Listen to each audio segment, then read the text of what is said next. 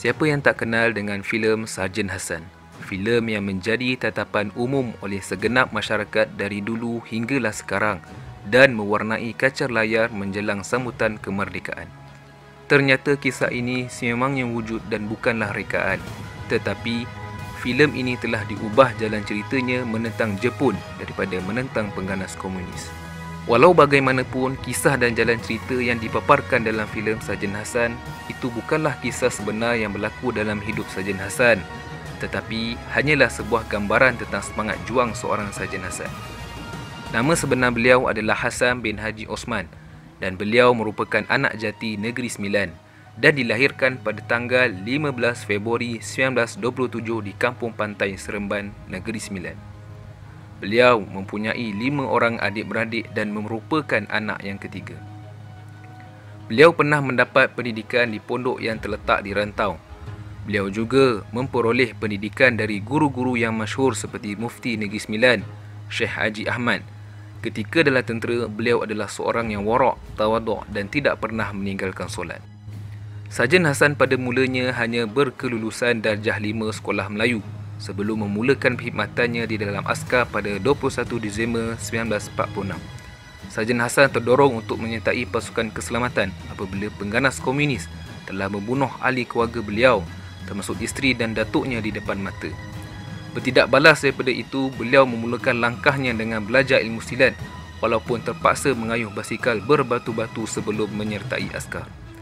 Susuk tubuh beliau dikenali sebagai seorang yang gemilang dan berjaya di dalam askar Melayu. Hal ini kerana kejayaan beliau dalam membunuh 11 pengganas komunis selama 3 tahun dari 1950 hingga 1953 ketika menjadi ketua seksyen dan pelantun dalam Batalion 4 Regimen Askar Melayu. Sebaik menamatkan latihan rekrut pada 10 Jun 1947, beliau telah menyertai Batalion pertama Regimen Askar Melayu dan dilantik menjadi Lance Corporal pada 28 April 1948 sebelum bertukar pada 1 Disember 1949 ke Batalion keempat Regimen dan dinaikkan pangkat Corporal pada 24 Oktober 1950. Kesungguhannya yang tinggi dalam menjalankan tugas yang diamanahkan membolehkan pejuang itu dinaikkan pangkat sarjan 1 September 1952 dan telah mencurahkan bakti kepada Batalion keempat yang berpengkalan di Mentakap Pahang. Bermula pada 16 November 1953, Sarjan Hassan dan kompaninya ditugaskan beroperasi di kawasan Teriang, Pahang. Beliau dilantik menguasai pasukan rondaan dengan kekuatan 9 anggota selepas menerima arahan daripada pegawai memerintah. Pada satu hari, beliau dan anggotanya telah diarah menyiasat satu bunyi tembakan yang didengar dari arah barat daya kawasan hutan Teriang. Selepas hampir 1 jam bergerak dari markas, pasukan peninjau telah mendengar bunyi pokok yang ditebang. Dengan segera, Sarjan Hassan telah mengarahkan anak buahnya untuk merangkak ke hadapan dalam barisan menghala ke arah bunyi tersebut. Allahyarham mematikan pasukannya setelah berada dalam jarak 150 meter dari bunyi itu dan beliau telah memerintahkan anak buahnya untuk membentuk satu kedudukan serang hendap. Sarjan Hassan telah mengarahkan anggotanya yang berpangkat private itu mengikutinya di sebelah kanan bagi membuat satu tinjauan di kawasan sasaran dan mendapati beberapa pengganas komunis sedang sibuk membuat persiapan mendirikan kemah. Beliau dengan segera mengambil keputusan menyerang pasukan tersebut bersama anggota private-nya dari arah yang mudah untuk melihat kedudukan musuh untuk ditembak oleh anggotanya jika musuh melarikan diri atau berbalas tembakan.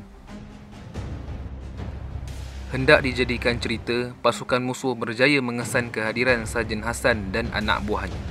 Seorang komunis telah menghalakan selaras rifle ke arahnya, tetapi Sarjan Hassan lebih pantas menembak untuk menumbangkan komunis tersebut. Seorang lagi komunis mati di tangan Sarjan Hassan, manakala 2 lagi rakannya mati di tangan anggotanya yang melakukan tembakan hendap di tempat yang ditetapkan. Kejayaan menupaskan pasukan komunis ini dikatakan satu kejayaan yang agak besar apabila beliau yang hanya bertemankan seorang private-nya berani menggempur tapak perkemahan pengganas dan berjaya membunuh 4 pengganas komunis. Kemahirannya yang mahir menggunakan senapang dan ilmu selok-belok hutan yang banyak memberikan kelebihan buat beliau ketika menyertai operasi di dalam hutan dan berhadapan situasi cemas. Menurut Nur Mazni yang merupakan anak Allahyarham, Antara peristiwa yang lain ialah bapanya pernah membunuh 54 orang komunis dan menggagalkan cubaan pengganas komunis di Waterfall Estate, Rawang, Selangor yang mahu mensabotaj kemerdekaan negara kira-kira 10 hari sebelum kemerdekaan Tanah Melayu. Ini menunjukkan betapa besarnya jasa dan kejayaan yang telah dicapai oleh Sarjan Hassan. Lieutenant Hassan dengan 10 anggotanya juga telah berjaya menjejaki tempat pertemuan ketua-ketua pengganas komunis seluruh Tanah Melayu di Rawang. Beliau berjaya membunuh komunis dan menjumpai dokumen serta senjata yang akan digunakan untuk menggagalkan sambutan kemerdekaan negara yang berkemungkinan untuk membunuh Tuanku Abdul Rahman dan beberapa pembesar Melayu yang lain. Pengganas komunis amat berdendam dan sentiasa menunggu peluang bagi mengancam Sarjan Hassan dan mencari peluang untuk membunuhnya dan keluarganya. Satu hari, seorang pengganas komunis wanita yang cantik menyerah diri cuba menggoda Sarjan Hassan.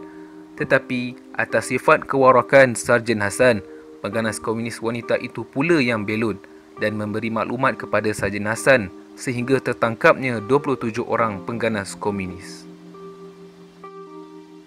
Pada 30 Disember 1953, Sarjan Hassan yang disokong pegawai memerintah Batalion Lieutenant Colonel E.A. Heffen telah dianugerahkan Military Medal MM.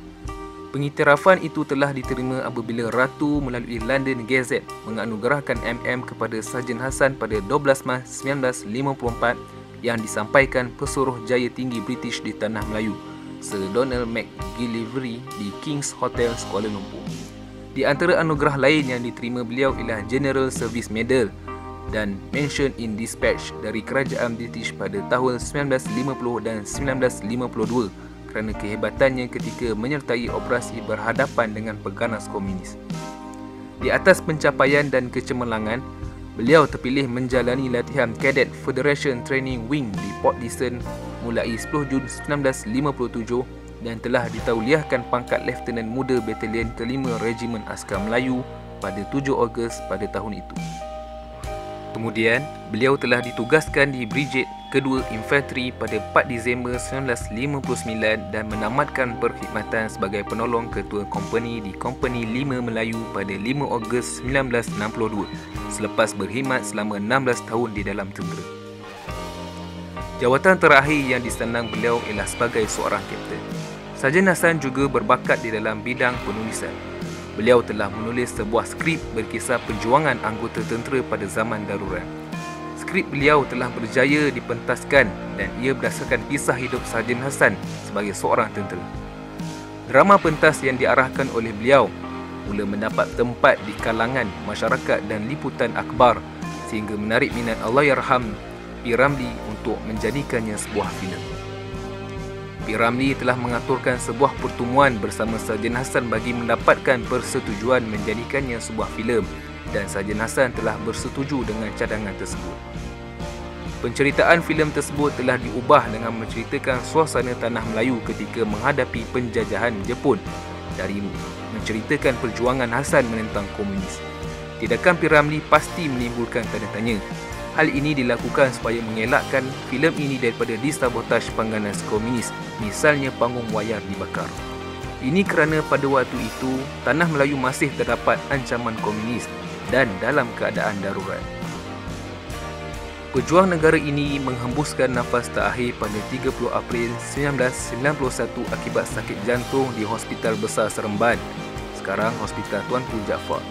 Kubur Sarjan Hassan seperti kubur kebanyakan orang Islam lain, tiada yang istimewanya di makam Syekh Haji Muhammad Said di Seremban. Sesungguhnya Sarjan Hassan adalah merupakan pahlawan Islam kebanggaan pengajian pondok di rantau Negeri Sembilan dan kebanggaan seluruh rakyat Malaysia. Semoga kita semua dapat mengambil nilai-nilai murni dan pengajaran daripada kisah beliau. Semoga beliau ditempatkan di kalangan orang soleh. Amin.